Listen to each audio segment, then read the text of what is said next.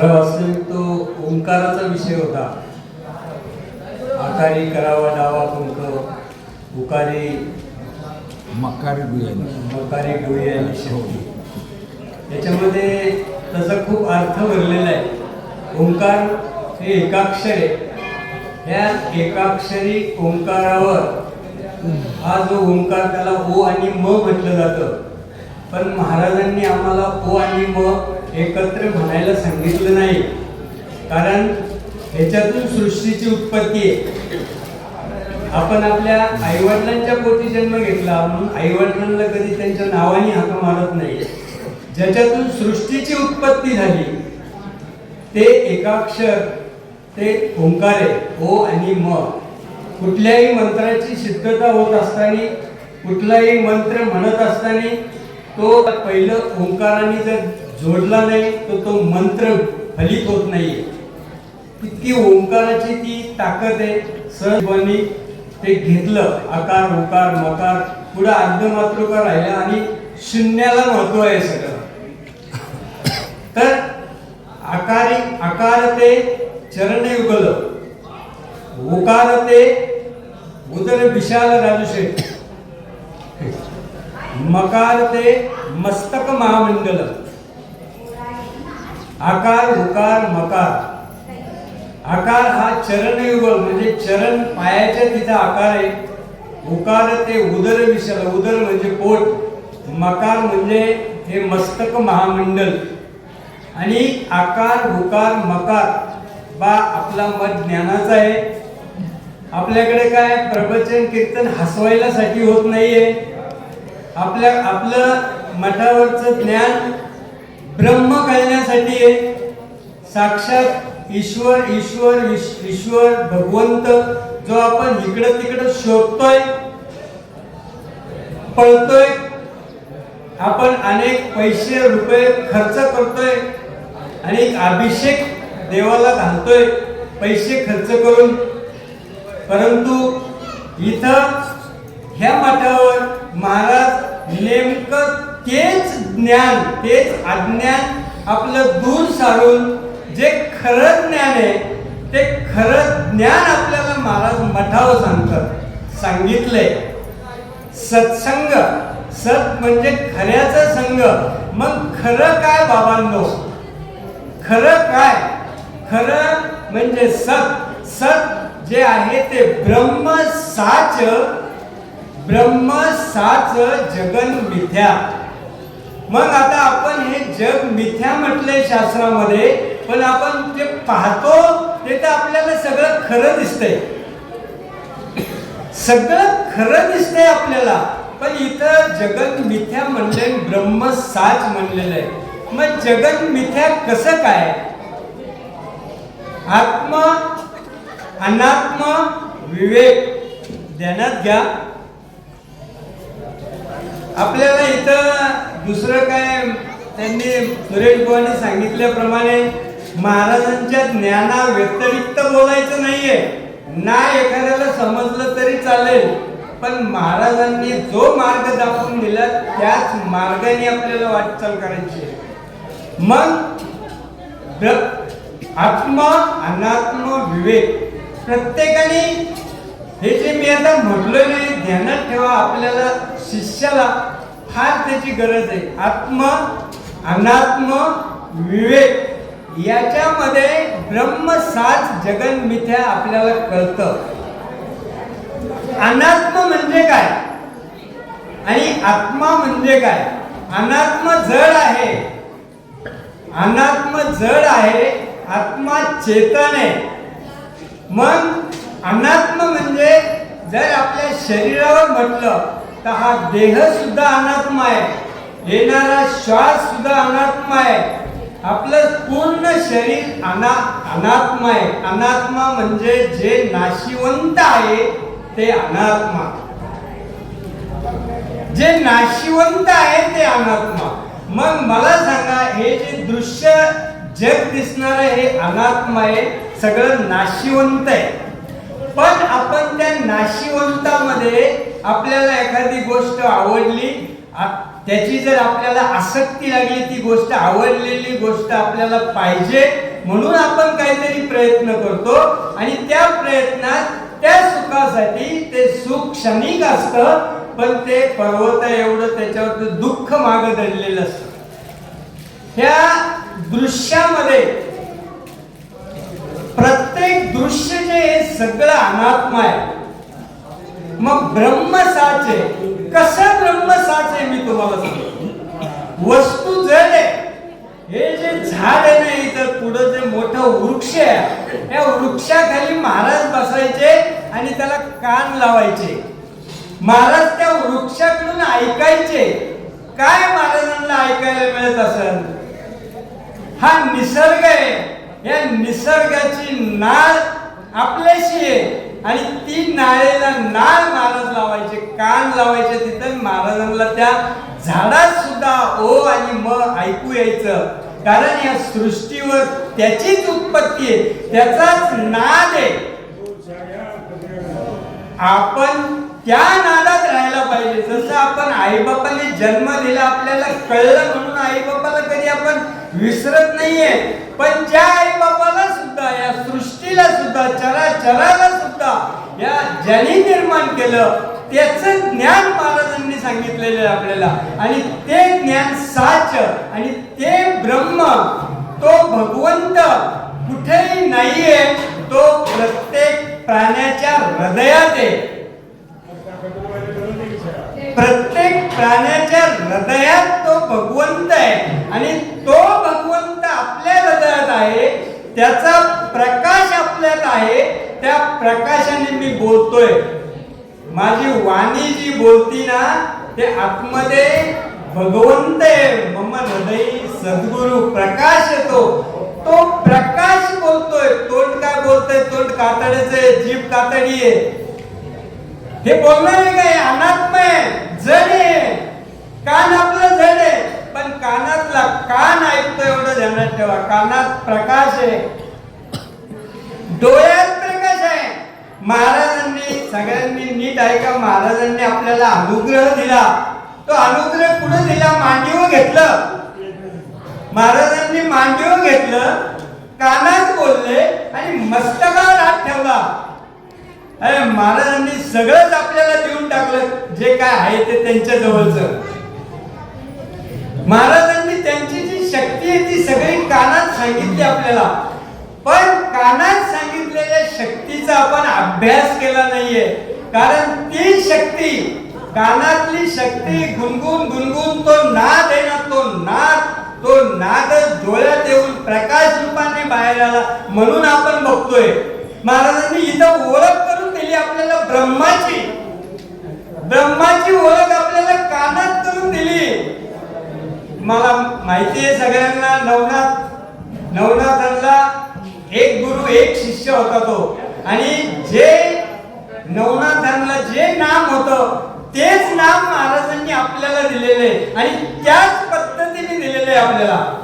जे नाथांना मिळलं, बघा नवनाथांच्या जवळ एवढे महान विभूती होत्या. त्या एवढ्या महान विभूती होत्या की देवादिकांचं, राक्षसांचं कुणाचंही त्या नाथांपुढं काय चाललेलं नाहीये.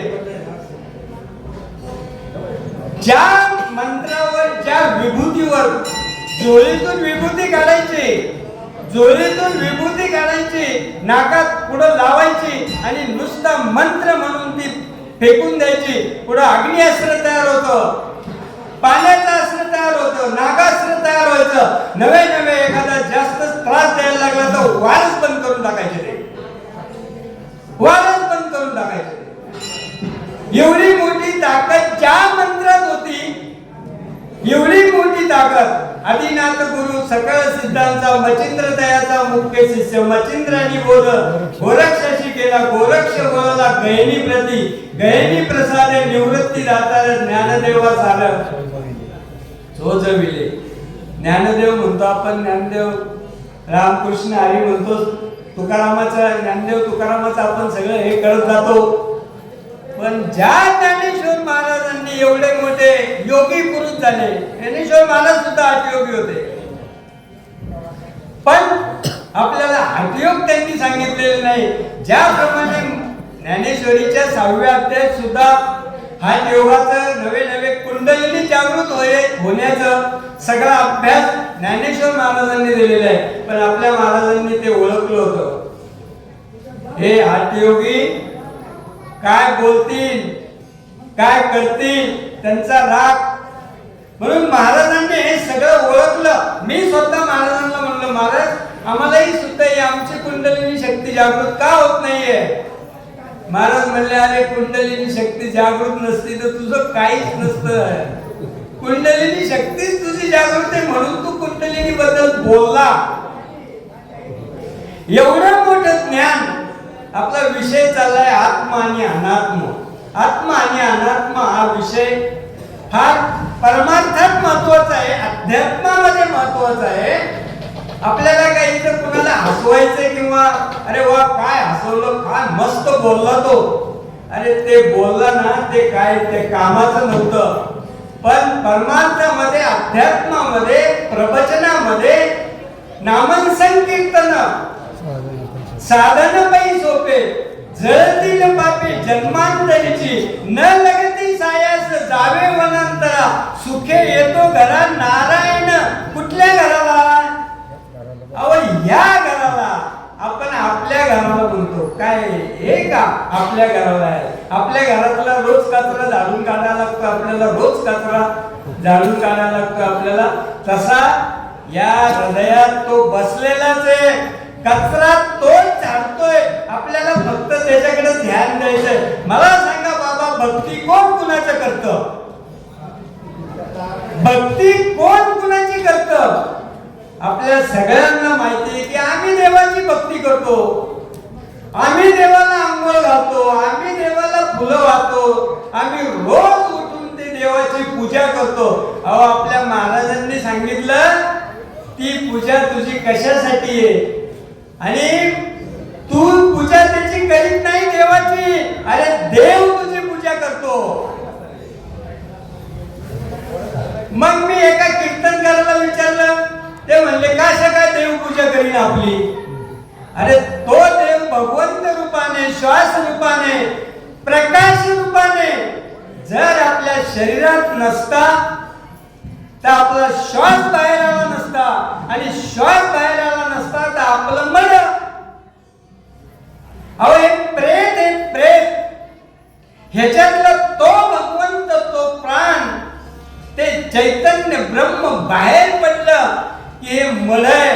पण जे मड आहे, मड, या मड्याला चालवणारा, या मड्याचा नराचा नारायण बनवणारा, नराचा नारायण बनवणारा.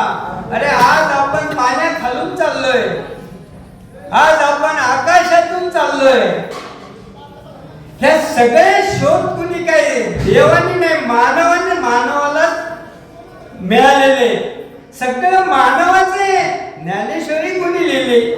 अहो एका माणसाने लिहिली, पण आशीर्वाद त्याला ज्ञानेश्वराचा होता. मग आज मी बोलतोय आशीर्वाद महाराजांचा आहे. आज इथे सगळे लोक जमलेले आहेत, ही महाराजांच्या आशीर्वादाने जमलेली आहेत. अहो ही साधी गोष्ट नाहीये. माझ्या गावात येऊन 35 वर्षापूर्वी महाराज म्हणले सोन्याची नगरी होईल शांताराम. का म्हणले?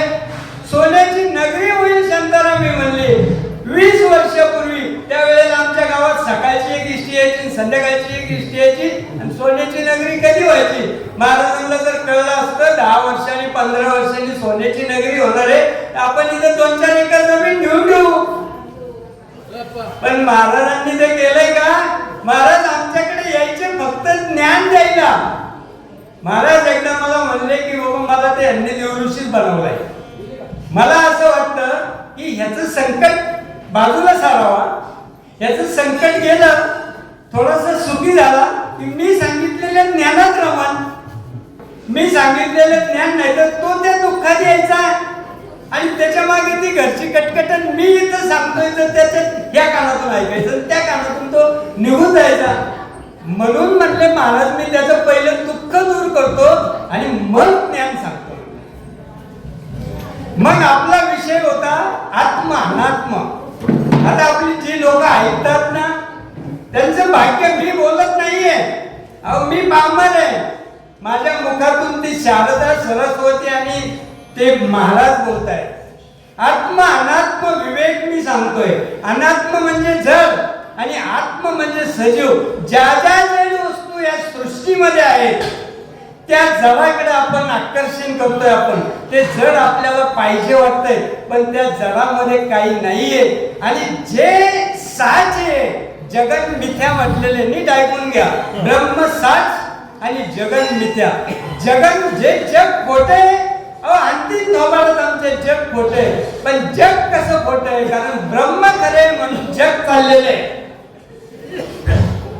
या झाडामध्ये सुद्धा रस आहे, या झाडामध्ये सुद्धा फुलं आहे, फळ आहे.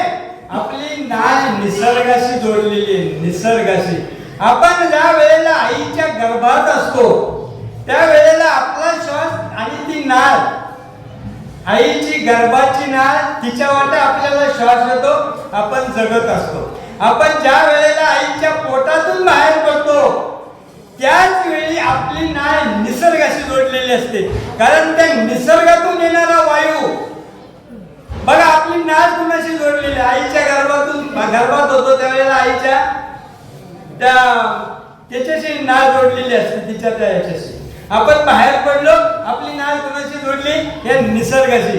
म्हणून महाराज निसर्गावर प्रेम होते. बघा इथे फोटो आहे, बघा उभा फोटो आहे महाराज, बघा इथे फोटो आहे. महाराजांची नाळ निसर्गाशी जोडली होती. आणि महाराजांनी तेच आपल्याला सांगितलंय. प्राण, प्रणव, चेतना, चैतन्य, ब्रह्म. हा प्राण इथं आला, इथून आत गेला, प्रणव झाला, चेतना झाली आणि चैतन्याच्या प्रकाशाने हा माझा हात वर होतो. चैतन्याच्या प्रकाशाने माझे पाय चालतात. आपण रात्रभर झोपलो, सकाळचा उठलो तर त्याच्या प्रकाशाने. म्हणून मी म्हणलं ब्रह्म साच. ते जे साच ब्रह्म आहे ना, त्याची महाराजांनी आपल्याला ओळख करून दिली. आणि आपण सदा कदा त्या ओळखीमध्ये राहावा. कशाच्या ओळखीमध्ये राहावा? आपल्या श्वासोच्छ्वासाच्या. आज 6वा दिवस आहे, कितवा दिवस आहे? 6वा. आता या 6व्यामध्ये 2 अक्षर आहेत बघा. ओळखा 2 अक्षर कुठली? स आणि ह. स आणि ह. सहज मध्ये महाराजांनी आपल्याला भक्ती शिकवली. काय आपल्याला अर्धा तास देव पूजायला सांगितले नाहीये. आपल्याला फक्त श्वासावर ध्यान ठेवायला सांगितले महाराजांनी. जोपर्यंत आपला श्वास आहे तोपर्यंत आपण जिवंत आहे, त्याची ओळख करून दिली. ज्याच्यामुळे आपण जिवंत आहे त्याची ओळख महाराजांनी आपल्याला करून दिलेली. आणि ती ओळख आपण विसरलो आणि जडाच्या नादी लागलो. सगळं जड आहे. ही जड जेवढं दिसतं तेवढं माया आहे. आणि तुम्हाला सगळ्यांना माहिती आहे की माया आपल्याला अडकवतेच. माया आपल्याला परब्रह्माकडे जाऊन देत नाहीये. पण तीच माया, माया म्हणजे कोण? या सृष्टीवर जेवढ्या देवी देवता आहेत, या जे काही स्त्रिया आहेत, आपल्या भगिनी आहेत, अहो हे सगळं मायाचं देवीचं रूप आहे. देवीचं आपल्याला ते कळत नाही. आपली स्त्री आपल्या घरात सगळं करते. ती स्त्री काय आहे, तिची शक्ती काय आहे, तिची ताकद काय आहे, ती काय करू शकते स्त्री? कारण तिच्यात भगवंत आहे. आणि ह्या ज्या देवता, आपण एखाद्या मंदिरात जातो, देवतेच्या पाया पडतो, अहो हीच माया रूपी. ती जर आपल्याला प्रसन्न झाली एखादी देवता, तर तीच माया भगवंताजवळ ध्यानात ठेवा. माया कुणाजवळ आहे? भगवंताजवळ आहे. माया कुणाची आहे? भगवंताची. मग जर ती माया भगवंताची आवडीची असेल, त्या मायेची आपण निष्कामपणे, निष्काम जो बोल आहे माझा ना, त्याला फार महत्व आहे. निष्काम म्हणजे काय? की फळाची अपेक्षा न धरता तिची आपण स्तुती करणं, पूजा करणं, कशाची? फळाची अपेक्षा. मला आपण तुम्ही सगळेच सांगा, शेतात आपण 5 किलो ज्वारी पेरली तर किती पोती ज्वारी होती? आपण 10 किलो शेंगदाणे पेरले तर किती पोती शेंगदाणे होतात? काही आपण करत नाहीये. आपण पेरतो तर पेरतो, परत त्याच्यावर पाणी पण घालतो, कारण ते पाखरांनी खाऊ नये म्हणून. पण त्या जमिनीमध्ये त्या भगवंताने वायू रूपाने तो, पाणी रूपाने तो पुढे आला, त्या जमिनीत आला आणि जमिनीत असणाऱ्या त्या बीजाला तो ओलावा मिळाला. कुठे? जमिनीत. जमिनीत त्याला ओलावा मिळाला आणि ते जरी आपण पाळी घातली असली, त्याच्यावर माती ढकलली असली, तरी पण त्याला वर आणलं. ती भगवंताची ताकद आहे. मग भगवंत निसर्गात येऊन तोच आपल्याला कळत नाहीये. म्हणून आपले महाराज निसर्ग प्रेमी होते, निसर्ग प्रेमी होते. मग आता मला एवढं सांगायचंय मला की जे काय चेतन चैतन्य, हे चेतन चैतन्य साक्षात भगवंत, तो भगवंत आपल्या जवळ आहे. तुम्ही कुठेही जाऊ नका. मला म्हणायचं नाही की तुम्ही कुठे तीर्थक्षेत्राला जाऊ नका, कारण मी बी तीर्थक्षेत्राला जातो. पण आपण आता पंढरपूरला गेलो, विठ्ठलाच्या समोर उभा राहिलो. मला सांगा, जर हे शरीरात तो विठ्ठल नसता तर आपण त्याच्या पुढे उभे राहिले नसतो. नवे इथून पंढरपूर किती किलोमीटर आहे? तिथे आपल्या जायची शक्ती कोणी दिली? ती शक्ती त्याच विठ्ठलाने दिली. तोच विठ्ठल आपल्या डोळ्यामध्ये काळं बिगुल आहे ना, तोच विठ्ठल आहे. जो पांढरं बिगुल आहे ना, तोच पांडुरंग आहे. मग तो पांडुरंग, तो विठ्ठल आणि त्याच्या शेजारी असलेली रुक्मिणी, ही माया, ती बी आपल्या जवळ आहे. विठ्ठल बी आपल्या जवळ आहे. आपण प्रत्येक वेळेला ज्या वेळेला मंदिरात जाऊन भगवंताचं दर्शन घेतो, हे जे हात आहे ना, ते हात इथं जोडतो, ते बी त्याची चेतना आहे, चैतन्याची चेतना आहे. आपल्या शरीरात चैतन्य आहे भगवंताचं, त्याची चेतना आहे. आणि त्या चेतनेने आपण बोलतोय, त्या तीच चेतना आपल्याला इथं आणती. पुढे आणती. अहो इथं देव आहे. मग हृदय सद्गुरु तेने तारीला संसार करून आपण कुणाचे कुठल्या संसारात पडलोय आपण? अरे हा संसार सगळा माया रूपी संसार आहे.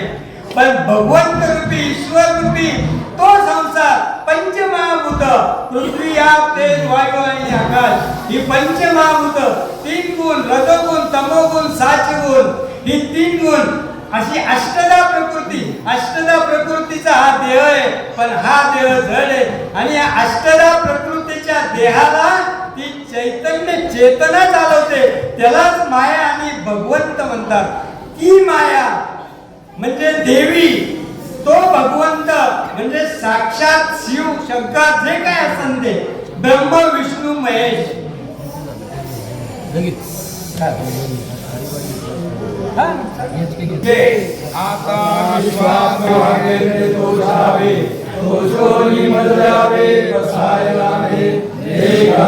व्यंकटी सांगो कया सत्कर्मी रतिवाडो भूता परस्परे करो मैत्रीवांचे दुर्गांचे तिघ लावो विश्व स्वधर्म सूर्य भावो देवांचे लोके लावो प्राणी दात वर्ष सकाळ मंगळी ईश्वर निशांची मांडी आई अनवरत भूमंडळी भेट हृदयावत सदा कल्पतरुजयारो चेतना चिंतामणीचे गाव बोलले ते अर्णव दिवसाचे चंद्रके लांछन मार्कंडचे तापैन ते सर्वै सदा सज्जन सोयरे होतो निभवना सर्व सुखी पूर्वभूमी देही लोकी बलिर्वादी कृती अखंडित आनिरंतोजी विशेष लोकी दृष्टादिष्टिजे ओवामी एक मने श्री विश्वेश्वराहो आओई दान बसाओ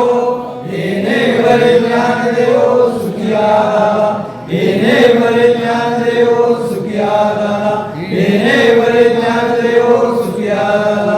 सद्गुरुनाथ महाराज की जय. शंकर दगडे महाराज की जय. संत तुकाराम महाराज की जय.